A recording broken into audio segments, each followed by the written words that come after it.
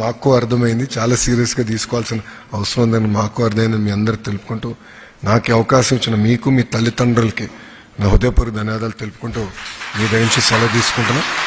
అందరికీ నమస్కారం. జై హింద్. ఇప్పుడు ఎట్లా చేద్దాం ఫెలిసిటేషన్? ఒక్కొక్కరిని పిలిచి తల్లిదండ్రులు రమ్మంటారా? ఓకే, ఓకేనమ్మా, చెప్పమ్మా.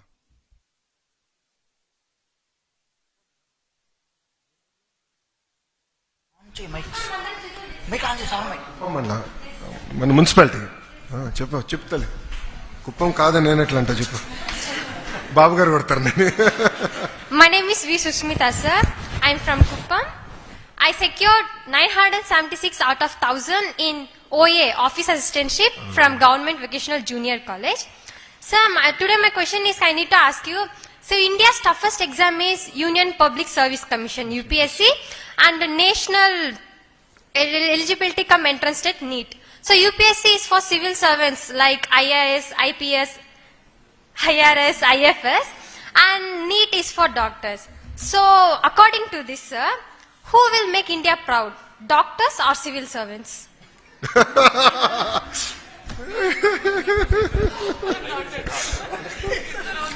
Okay, Vijay sir wife is a doctor, so మీరు ఇంటికి వెళ్ళి అడగాలి. అది డివోర్స్ వచ్చేస్తుందేమో ఈ దెబ్బకి. No, very good question. No అమ్మా, దేర్ ఇస్ నథింగ్.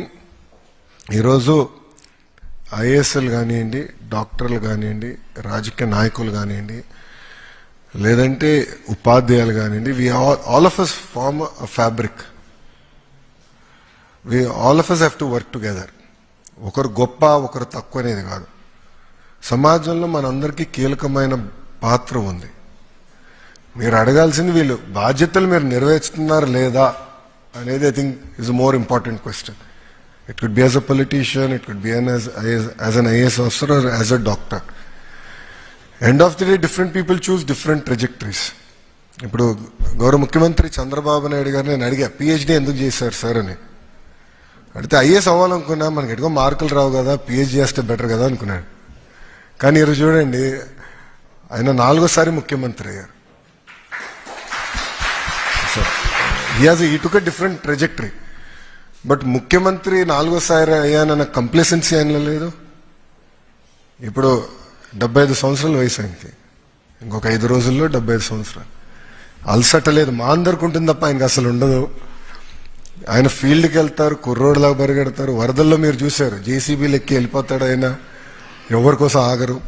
అంటే అన్నీ ఎందుకు చెప్తున్నానంటేమో, different people choose different trajectories, but all of us should choose to be number 1 in our field. ఇప్పుడు నేను రాజకీయ నాయకుడే. నా లక్ష్యం ఏంటి? నేను ఏ బాధ్యత ఇచ్చినా నంబర్ 1 చేయాలి. ఇప్పుడు తెలుగుదేశం పార్టీలో సభ్యత్వం నాది బాధ్యత. మేము పనిచేశాను. ఎందుకు 1 కోటి మంది ఎందుకు సభ్యత్వం తీసుకోలేరనే ఒక డైరెక్షన్ పెట్టుకుని, నాకు టెక్నాలజీ ఏం చేయాలి, పేమెంట్ గేట్వే ఎట్లా ఇంప్రూవ్ చేయాలి, అవి worked. Same thing in the department. I want Andhra Pradesh government education to be number 1 not in India but even globally renown. అది సాధించాలంటే ఏం చేయాలి? సో అట్లా ఐఏఎస్ అధికారులు కానివ్వండి, లేదంటే రేపు డాక్టర్ అవ్వాలని చాలా మందికి ఇక్కడ కోరిక ఉంది.